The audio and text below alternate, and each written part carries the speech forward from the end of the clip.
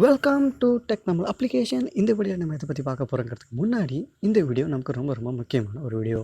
ஏன் இந்த வீடியோ ரொம்ப முக்கியம்னா, நம்ம 1000 சப்ஸ்கிரைபர் ரீச் பண்ணி இதுதான் நம்மளோட ஃபஸ்ட் வீடியோ.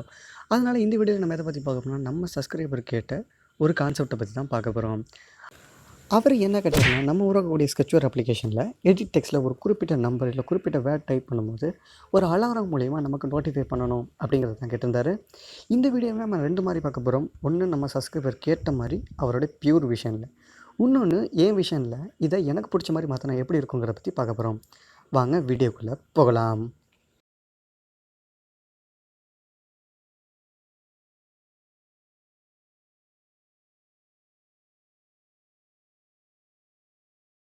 ஃபஸ்ட்டு நம்ம சப்ஸ்கிரைபரோட விஷன் படி பார்ப்போம். அவரை பொறுத்தவரைக்கும் பெருசாக ஒன்றும் இல்லை. நம்ம அப்ளிகேஷனில் ஒரு EditText இருக்குது. அதில் ஒரு குறிப்பிட்ட வேர்ட், அதாவது அவர் என்ன குறிப்பிட்டிருந்தாருன்னா ஒரு 50ங்கிற ஒரு நம்பர் குறிப்பிட்டிருந்தார். அந்த நம்பர் வரும்போது ஒரு அலாரம் ரிங் ஆகணும். இவ்வளோ தான் நம்ம கான்செப்ட். வாங்க எப்படி பண்ணுறதுங்க பற்றி பார்க்கலாம். ஓகே, ஃபர்ஸ்ட் ஆஃப் ஆல் நம்ம ஒரு ப்ராஜெக்ட் க்ரியேட் பண்ணிக்கலாம். இதுக்கு நான் sub15 கொடுத்துக்கிறேன். நீங்கள் உங்களுக்கு விருப்பமான நேமை கொடுத்துங்க. இப்போ நம்ம க்ரியேட் பண்ணிடலாம். ஓகே, நம்ம ப்ராஜெக்ட் க்ரியேட் ஆகிடுச்சு. இதில் நான் சிம்பிளாக ஒரு லீனியர் வச்சுக்கிறேன். இதை நம்ம மேட்ச் பரண்ட் கொடுத்துடலாம். ஏன்னா நம்மளோட எடிட் டெக்ஸ்ட்டை நம்ம சென்டராக அலைன் பண்ணுறதுக்காக தான் இந்த லீனியர் நம்ம யூஸ் பண்ணுறோம். ஓகே, இப்போ நம்ம EditText சென்டராக வந்துருச்சு. இதோட வித் ஹைட் நம்ம ஃபிக்ஸ் பண்ணிக்கலாம்.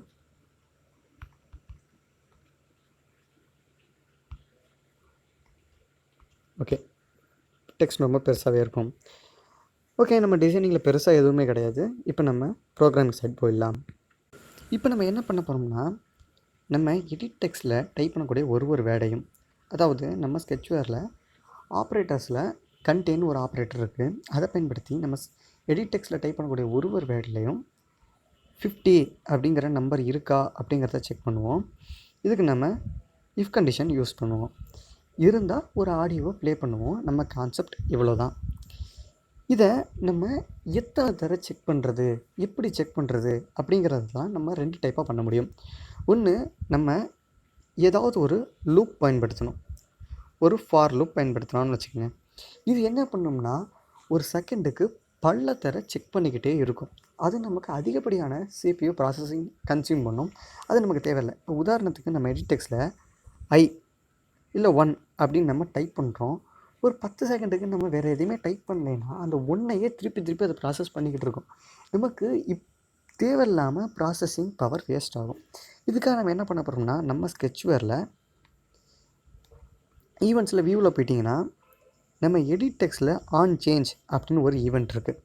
இது என்ன பண்ணும்னா, நம்மளுடைய EditTextல இப்போ ஐ இருந்துச்சுன்னா அந்த ஆன் சேஞ்சில் இருக்கக்கூடியதை ஒரு தடவை ரன் பண்ணும். இன்னொரு தடவை அதில் எல் அப்படின்னு டைப் பண்ணால் தான் இன்னொரு தடவை அது ரன் பண்ணும். இல்லை எல்லை அழிச்சிட்டாங்க, டெலிட் பண்ணிட்டாங்க அப்படின்னா இன்னொரு தடவை ரன் பண்ணும். அதாவது EditTextல ஏதாவது சேஞ்ச் நடந்தால் மட்டும்தான் அந்த ஈவெண்ட்டை அது ரன் பண்ணும். இது மூலிமா நம்மளோட CPU ப்ராசஸிங் பவரை நம்மளால் சேவ் பண்ண முடியும். சரி, வாங்க இதை எப்படி பண்ணலாங்கிறத பற்றி பார்க்கலாம். ஓகே, நம்ம ஆடியோ ப்ளே பண்ணுறதுக்கு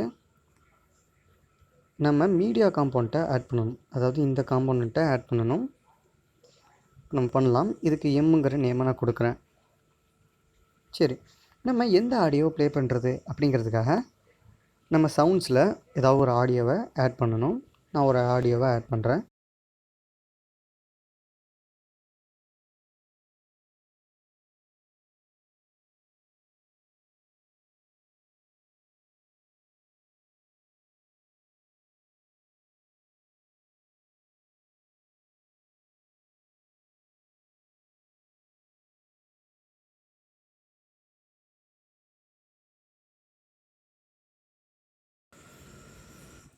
ஓகே, இப்போ நம்ம ஒரு ஆடியோவை ஆட் பண்ணிட்டோம். இப்போ நமக்கு தேவையானதெல்லாம் ரெடியாக இருக்குது. இப்போ நம்ம ப்ரோக்ராமிங்குள்ளே போக வேண்டியதான். நம்ம ஈவெண்ட்ஸில் வியூவில் ஆன் டெக்ஸ்ட் சேஞ்சுக்கு போய்க்கலாம். நம்மளோட மொத்த ப்ரோக்ராம் இங்கே தான் எழுத போகிறோம். ஃபர்ஸ்ட் ஆஃப் ஆல் நம்ம ஒரு இஃப் கண்டிஷன் எடுத்துக்கலாம். இஃப் கண்டிஷனில் நம்ம ஆப்ரேட்டராக கண்டெயின் அப்படிங்கிற ஆப்ரேட்டர் நம்ம எடுத்துக்கிறோம். இந்த இடத்துல இந்த கேர் சீக்வன்ஸுங்கிறது எடிட் டெக்ஸ்ட்டில் இப்போதைக்கு என்ன டைப் பண்ணியிருக்காங்களோ அது இதில் இருக்கும். நம்ம இதை எடுத்து இங்கே வச்சிடலாம்.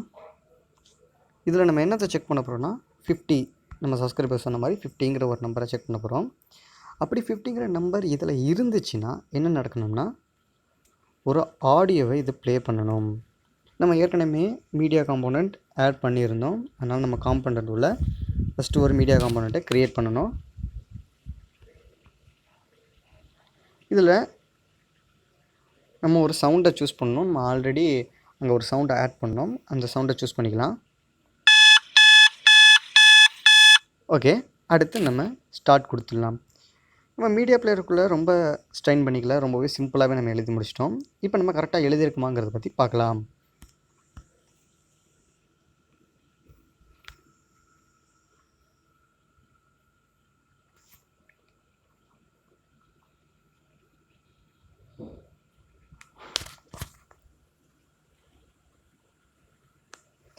ஓகே, நம்ம அப்ளிகேஷன் இப்போ இன்ஸ்டால் ஆகிடுச்சு. இப்போ நம்ம ரன் பண்ணி பார்க்கலாம். நான் ஃபஸ்ட்டு சாதாரணமாக ஏதாவது டைப் பண்ணுறேன். ஓகே, இப்போலாம் அலாரம் ரிங் ஆகலை. இப்போ நம்ம 15 நான் டைப் பண்ணுறேன். ஓகே, நம்ம ப்ரோக்ராம் ரொம்ப சூப்பராக எழுதியிருக்கோம். நம்ம சப்ஸ்கிரைபர் கேட்ட மாதிரி ரொம்ப சூப்பராகவே ப்ரோக்ராம் எழுதி முடிச்சிட்டோம்னு நினைக்கிறேன். இப்போ நம்மளோட ரெண்டாவது விஷனான என்னோடய விஷனை பற்றி பார்க்கலாம். இப்போ என்னோடய விஷன் எப்படி இருக்குன்னா, இந்த இடத்துல நான் 50க்கு பதிலாக பேட் அப்படிங்கிற ஒரு வேர்டை யூஸ் பண்ணியிருக்கேன். சாதாரணமாக டைப் பண்ணுறேன், எதுவுமே நடக்கலை. இப்போ நான் பேட் அப்படிங்கிற வேர்டை டைப் பண்ணுறேன்.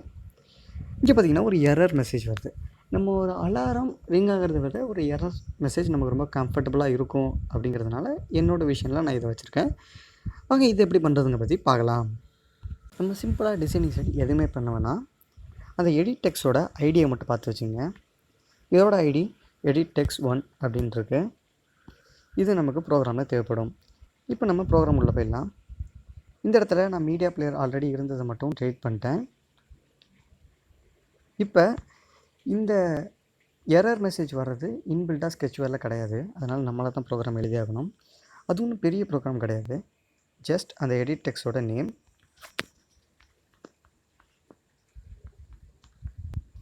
EditText 1 dot set error bracket open பண்ணிங்க. டபுள் கோட்ஸில் நம்ம மெசேஜை டைப் பண்ணிக்கலாம்.